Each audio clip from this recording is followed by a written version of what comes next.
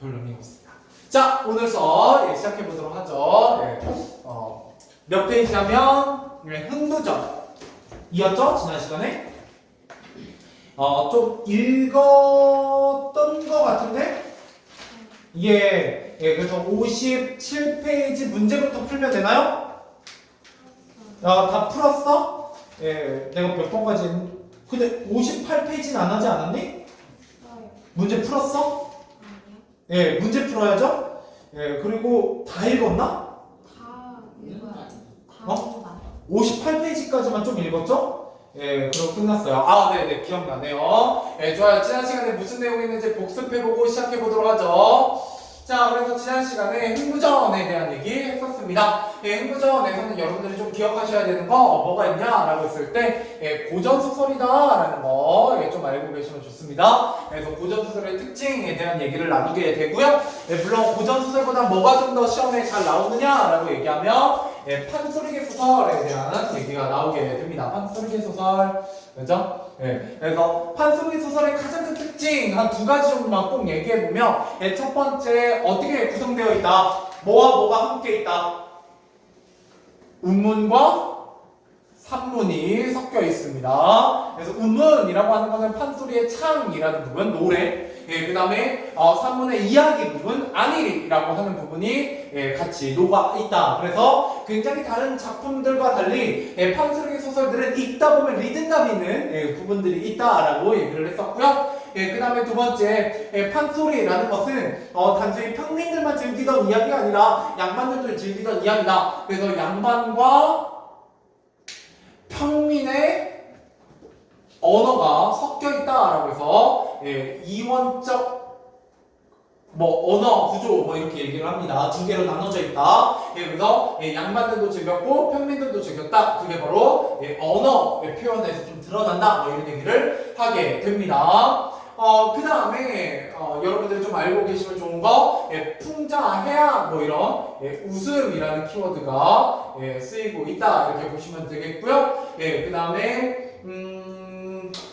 권선징악이라는 주제, 그 다음에 전기저작가 시점이라는 거, 이 두 가지의 특징은 뭐의 특징이다? 고전소설의 특징이다. 이런 얘기를 제가 지난 시간에 드린 적이 있습니다. 근데 흥부전은 여러분들 내용에서 틀릴 일은 없기 때문에 어디서 시험에 나온다? 형식과 관련해서 고전소설, 판소리소설과 관련해서 시험 문제가 나올 수 있다라는 거예요. 그래서 이 부분 조금 기억해 두시면 좋고요. 제가 나중에 반복할 때도 다시 한번 언급해 드릴 겁니다. 그래서 여기에 이제 이렇게 나와 있었죠. 지난 시간에 문제도 풀었어요. 그래서 판소리 소설이다 이런 얘기 했었고 그 다음에 작가가 분명하지 않다. 이게 이제 작자미상. 그죠? 왜 그러냐라고 했을 때 구전되어두던 판소리이기 때문이죠. 구전의 특징을 가져요. 그래서 구전이라는 건 다른 말로 적층문학이다라고도 부릅니다. 구전? 구비라고 하는 게 맞겠다. 국어니까.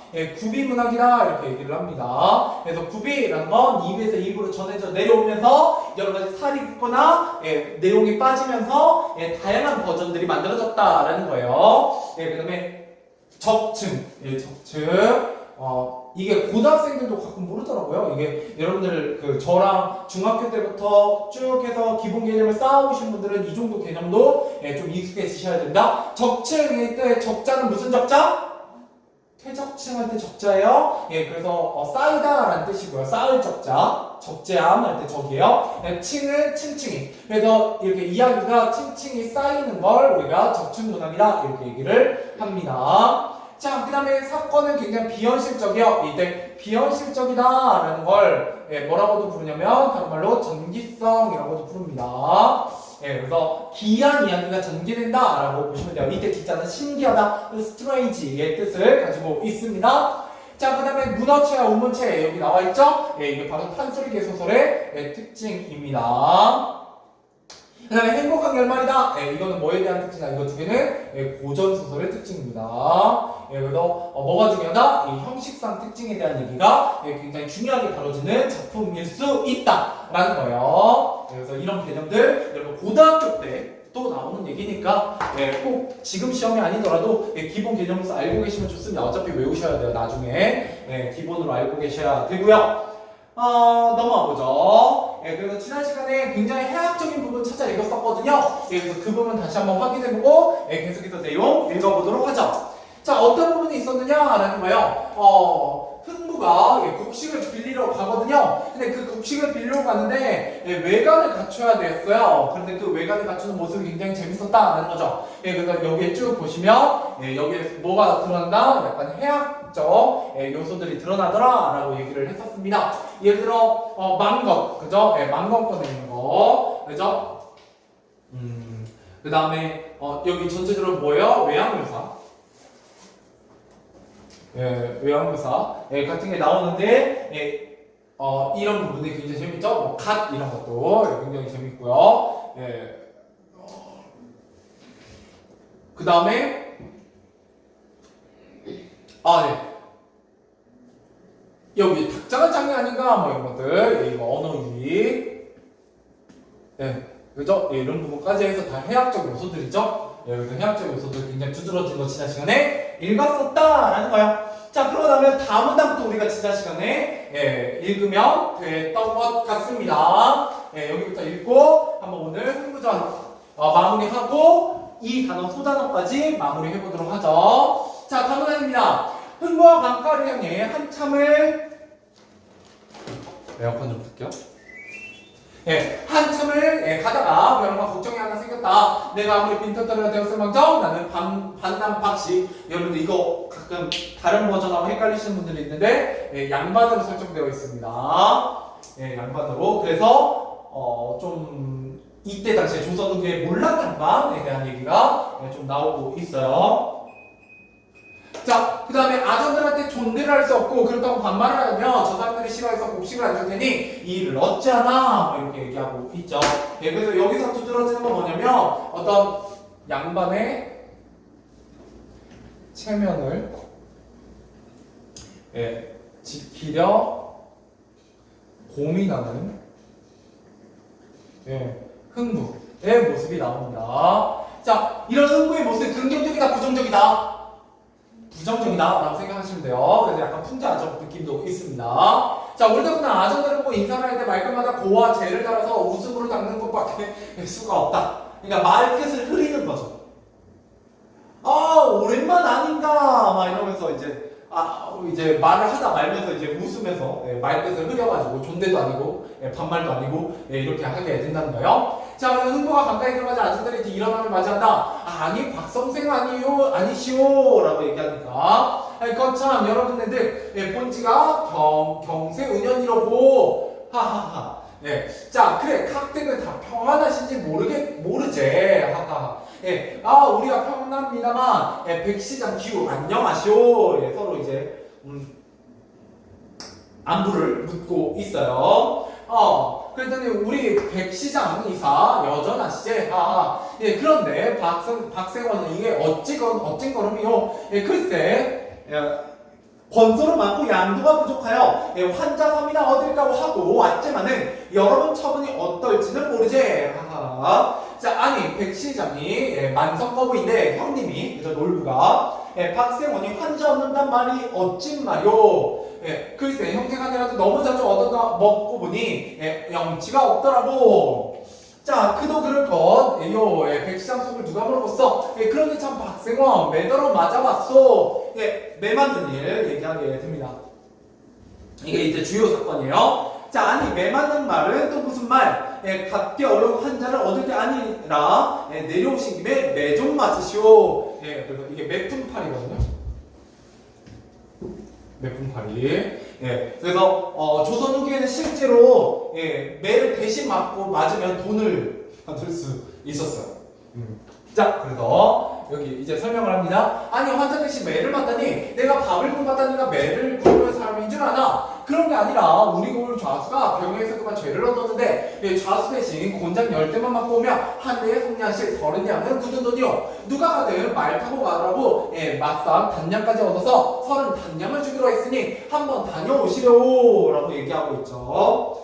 자, 흥부가 돈말을 듣더니 덴번의 말투가 존대가 되어 하시오로 올라갔다. 그러니까 존대 안 하고 싶었는데 이 30 단량이 적다 많다? 많은 돈이었죠. 거절하기엔 너무 많은 돈이었어요.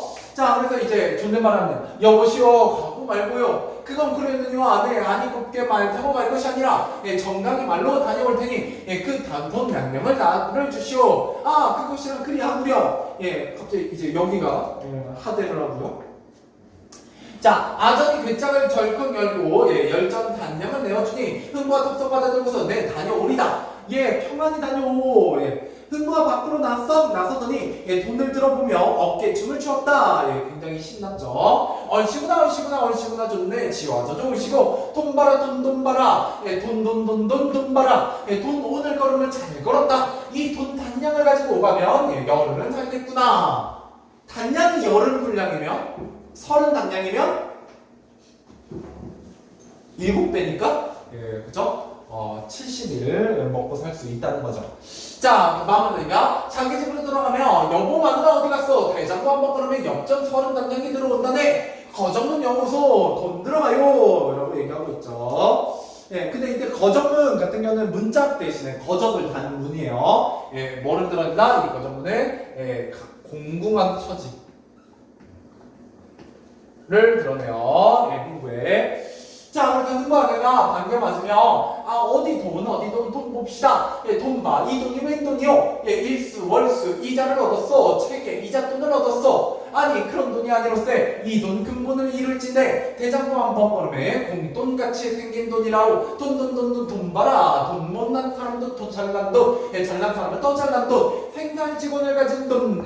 보기 공명을 붙은 돈. 맹상군의 부들바퀴처럼 둥글둥글 돕는 돈. 얼씨구나 좋구나. 지화자 좋네. 얼씨구나 돈 봐라. 이 돈 가지고 양식을 팔았다. 한번 배불리 먹어봅시다 라고 얘기하고 있네요. 이게 이제 무슨 부분이냐? 판소리. 흥부가의 돈 타령 대목입니다. 그러니까 돈 타령 대목이다라는 건 이게 기본적으로 창 부분이라는 얘기고요. 무슨 성격이 되게 두드러지다? 운문적 성격이 두드러지는 구절이다. 이렇게 보시면 되겠습니다. 오늘 글씨가 많이 아픈데? 아무튼 잘 보세요. 제가 말하면서 하니까. 자, 앞에 가볼게요. 방문안입니다. 이렇게 쓰고 나시면 가보죠. 자, 방문안. 흥부아내가 쌀을 팔고 고기를 사다가 자식들 배부르게 먹여 재운 뒤에 아무래도 궁금해서 돈 사용을 걸었다. 여보 양반 배부르게 먹으니 좋긴 합니다만 그 돈이 어디서 난 거요? 여보 이게 비밀이나 말을 내면 안 돼요. 우리 고을 자수가 병행해서 죄를 얻었는데 내가 자수 대신 가서 곤장 10개만 바꾸면 한 개 성냥씩 모두 30냥인데 말 타고 다녀오라고 마싹 5냥을 미리 받았지 뭐요. 만약 뒷집 누구야? 안 보여. 뒷집 꾀수 아비가 알면 발등거리를 할 테니 흥부아내가 이 말을 듣고 팔쩍 뛰어 일어섰다. 아이고 이게 웬 말이가? 그리 말하여 가지 말아요. 아무리 죽게 된들 몇푼 팔이 웬 말이오. 맞을 일이 있다 해도 집을 팔아서라도 그 일을 보면 할 텐데 번연히 아는 일을 맞으러 간다고 하니 당신 어찌하여 죽으려고 야단인가? 못 갑니다. 굶으면 그냥 굶고 죽으면 죽게 죽지. 불쌍한 저 모양의 매란 말이 웬 말이오. 여보 영감평 야후중에 곤장을 한 개만 맞아도 평생 골병이 된답니다. 삐쩍 마른 지불개, 저불개, 곤장 10개를 맞게 되면 영락없이 죽을 테니 돈 당량 도로 주고 제발 부디 가지 말아요. 흥부가 듣고 하는 말이 돈은 벌써 축났으니 도로 줄 수도 없는 일이고 대가들 이 불기를 두었다가 어디다 쓰겠어. 쓸데없는 이 내물기 이렇게 궁합판에 매품이나 팔아먹지 그냥 두어 무엇 할까? 괜찮으니 걱정 말아요 라고 얘기하고 있죠. 여기에 보시면 대관절 이 볼기를 두었다가 어디 쓰겠소? 쓸데없는 이대 볼기 이렇게 얘기하고 있죠. 여기까지 묶으시면 해학적 표현입니다. 역시 볼기를 가지고 얘기하고 있죠. 그래서 농담을 통해 아내를 달랩니다. 아내를 달래고 있다.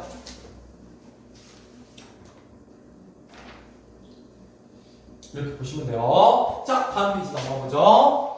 자, 뒷부분 질문입니다. 흥분된 뒤측 꾀수합이가 방사에 먼저 갔다 매품을 파는 바람에 매품마저 팔지 못하게 됩니다. 근데 여러분들 이거 맞는 태형이 생각보다 정말 아픈 벌이라서 지금도 태형 때리는 나라 있잖아요. 어디가 때려요? 아나? 모르나? 싱가포르가 때려요. 싱가포르가. 예, 그래서 참고로 싱가포르는 외국인도 때립니다. 예, 그래서 여러분 싱가포르 혹시 놀러 가실 일 있으면 싱가포르에서는 일단 껌이 반입이 안 돼요, 나라에. 예, 근데 길거리에 껌을 씹다가 껌을 뱉으면 얼마였지? 25만 원이었나? 벌금이? 예, 뭐 아무튼 되게 비싸요. 예, 그리고 뭐 길거리에서 뭐 담배 피나 뭐 아무튼 뭘 하면은 태형이 있어요. 예, 지금도. 예, 그런 나라입니다. 근데 태형은 5대 이상 맞으면 거의 골병 난대요. 예, 그래서 20대 정도 맞으면 보통 장애를 얻고 나오는 경우가 많습니다. 네, 옛날에도 굉장히 큰 거리예요, 이거. 자, 아무튼 근데 안 맞았죠. 자, 그런데 둥지에서 떨어져 다리가 부러진 제비를 우연히 발견하여 치료해준다. 이건 여러분 이제 아는 이야기죠. 예, 제비는 이에 대한 보답으로 흥부에게 박씨를 물어다주고 이 박씨를 심어 자란 박을 타자. 그 속에 금은 뭐가 나와? 예, 무슨 얘기야? 이건 약간 이제 권선징악. 그죠? 네, 또 보여주고요. 또 뭐도 보여주냐면 전기성, 비현실성을 보여주죠. 자, 이 사연들은 놀부가 일부러 제비 다리를 부러뜨리는 붙여주자. 역시 제비가 박씨를 물어다준다.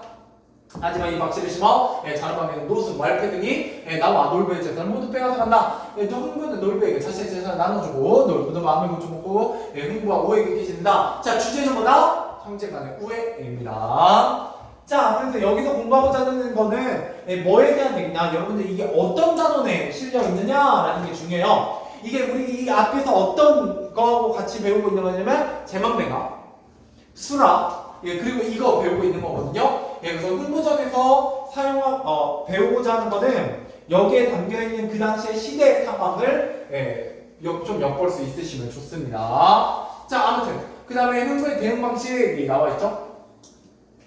정리해보죠. 흥부가 처한 상황, 아내와 자식들이 배고픔에 시달려서 우스꽝을 의견을 가지고 관가에 곡식을 뿌러 가게 됩니다. 그다음 환자를 얻기 위해 신분이 낮은 아전들을 잘 보여야 되니까 뭐를 차리기 위해서 그래도 양만으로서의 체면을 차리기 위해서 말끝을 고와 제로 존댓말을 안 하고 있어요. 그러다가 아전들이 죄수 대신 매를 맞으면 매품팔이를 통해서 돈을 벌 수 있다고 하니까 존댓말투를 쓰죠. 우스꽝스러워요. 그 다음에 아내가 매품 팔 때는 흥부를 말리게 되죠. 근데 이거를 이제 볼기를 가지고 농담을 하면서 아내를 달래고 있는 장면이 나오게 됩니다. 자, 그 다음에 다음은 이 소설에 사용된 표현 방법의 해악에 대한 설명이다. 이러한 해악이 잘 나타난 부분을 찾아보자. 자, 해악이라는 거 우스꽝스러운 상황에서 생기는 즐거움입니다. 해악은 대상을 긍정적으로 바라본다라는 게 굉장히 중요하죠. 그래서 인물의 약점이나 실수를 부드럽게 감싸는 웃음이 바로 해악입니다. 그래서 약간 자조적인 느낌이 강해요.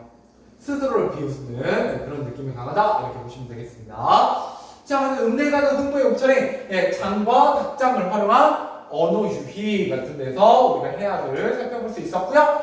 그 다음에 흥부가 덕포를 보관해둔 장소, 그 다음에 흥부가 가득 굴뚝 속에 보관해둔 이유 이런 것들을 통해서도 해악을 느낄 수 있었습니다. 흥부가 아전에 대한 태도의 변화, 그래서 존댓말을 갑자기 쓰게 되는 거, 그 다음에 볼기를 가지고 언어 유희하는 거 이런 것들을 얘기하고 있죠. 자, 좋아요. 이렇게 하고 나면 문제를 좀 풀어봐야 됩니다. 자, 5번에서 12번까지네요. 자, 5번부터 12번까지 문제 풀어보세요. 그러고 나면 정답 확인하고 소단어 정리하고 오늘 마무리해보죠. 자, 5번으로 가서 해보도록 하겠습니다. 자, 이래서 알 수 있는 흥부의 처지로 알맞지 않은 것은 이라고 했습니다. 몇 번이 정답이 되냐면 2번 곡실 구워먹고 도망치는 이유가 있다. 그렇진 않죠? 곡실 구우러 관아에 가는 장면이 나오고 있고요. 자, 6번입니다. 다음 설명에 빈칸에 들어갈 알맞은 말을 가문에 찾아 쓰시오. 이 글에서 집안의 옷장을 의미하는 장과 그러겠지? 닭장을 장과 닭장에 자, 발음의 유사성 이게 바로 언어 유희다 이렇게 보시면 되겠습니다. 발음의 유사성을 통해서 말장난하는 것 그걸 우리가 언어 유희라고 합니다. 자, 그다음 넘어가서 7번이라고 했습니다. 나무나에 두드러진 표현상 특징과 알맞은 것은 당연히 여기서 가르치고자 하는 거 해악입니다. 그래서 정답은 2번이 되겠고요. 자, 8번. 라문에서 바문의 내용과 일치하지 않는 것은 자, 아자들은 흥부에게 환자를 얻는 듯이 매품팔이를 제안하고요. 엽전 단장가지고 춤을 추며 의기양양하게 흥부가 신나게 집으로 돌아갑니다. 흥부는 아내에게 맞삭으로 쌀을 팔고 고기를 사다가 자식들을 배불리 먹이고요. 그 다음에 돈의 출처를 듣게 된 흥부의 아내는 매품을 팔았다는 흥부를 말리며 걱정하고요. 흥부는 아내의 자식들을 위해 매품을 팔 결심을 하지만 대신 매연을 맞을 일을 걱정하지는 않죠. 그래서 정답은 5번이 되겠네요. 이때 여러분 쌀을 팔다라는 뜻은 쌀을 사다는 뜻이에요. 그죠? 쌀을 사다라는 뜻입니다. 이게 사투리예요. 근데 여기에 쓰였네요. 자, 아무튼 넘어가고요. 그것 때문에 혹시 오답 고르셨을까봐. 자, 9번. 라문당에서 흥부가 돈을 얻는 대가를 고을 줬을 대신 수행하기로 한 일을 찾아 한 문장으로 쓰시오라고 했네요. 매품팔이 하기로 했다라는 거죠. 뭐 대신 맞았다. 뭐 대충 그렇게 쓰시면 되겠습니다. 뭐 찾아 쓰는 건 아니니까 넘어오죠. 자, 10번입니다. 이 글에서 흥부가 처한 상황과 흥부의 대응 방식을 알맞게 연결하지 않은 것은 이라고 했습니다. 그저 작지의 군주니까 곡식을 꾸러가고요. 환자를 얻기 위해 힘을 나지 않는데 잘 보여야 되니까 체면을 그래도 차리려고 그저 고화제로 답하게 되고요. 아자들의 고을 자수 대신 매를 맞으면 돈을 벌을 수 있다는 말에 그죠? 엎드려 절까지 하지는 않습니다. 존댓말을 사용하는 거지. 정답은 3번이네요. 자, 그 다음 11번입니다.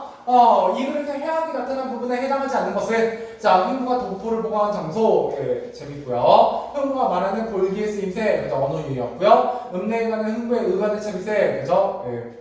이상했고 그죠? 그 다음에 흥부가 맞삭 단량을 굴뚝 속에 맞삭 단량이 아니죠? 갓을 보관하는 곳이 굴뚝이었습니다. 정답은 4번. 자, 마지막 12번입니다. 자, 기억에서 작가가 심리적 인식을 표현한 방법으로 적절한 것은 이라고 했습니다. 자, 1번 대상행위를 과장했다. 기억. 잘못했을 때 때는 준 후에 내 앞자리만 안 내림. 그죠? 혹은 이런 거. 잠깐 눈 감았다 떠보니 어느새 아침. 시험 기간. 그죠? 꼭 시험 기간에 그런 애들 있잖아. 저녁에 이제 우리 학원에서 일찍 끝내. 그죠? 한 5시, 6시에 일찍 끝나. 그럼 집에 가서 저녁 먹고 뭐예요? 잠깐 한숨을 잠깐 때리려고 하지. 잠깐 때리고 새벽 한 2시나 3시에 알람을 맞춰놔요. 그죠? 원대한 포부죠? 내가 새벽에 공부하겠다. 그러고 나서 언제 일어나요? 아침 6시에 일어나죠? 6시, 7시에. 그런 거예요. 자, 이런 것도 일종의 뭘 가르치고자 하는 거다. 결국 해악을 가르치고자 하는 거죠. 그래서 정답은 5번입니다. 이게 하상욱 시인의 시예요. 재밌죠? 자, 그 다음에 뒤에 넘어가면 압축 파일이 있는데요. 압축 파일은 오늘 시간이 애매하게 남아있거든요. 얼마 안 남았어요. 한 5분밖에 안 남았기 때문에 이거는 다음 시간에 복습용으로 남겨놓고요. 그 다음 페이지 넘어가셔서 64부터 66까지 문제 풀어보세요. 알겠죠? 그거 풀고 오늘 마무리하도록 하겠습니다.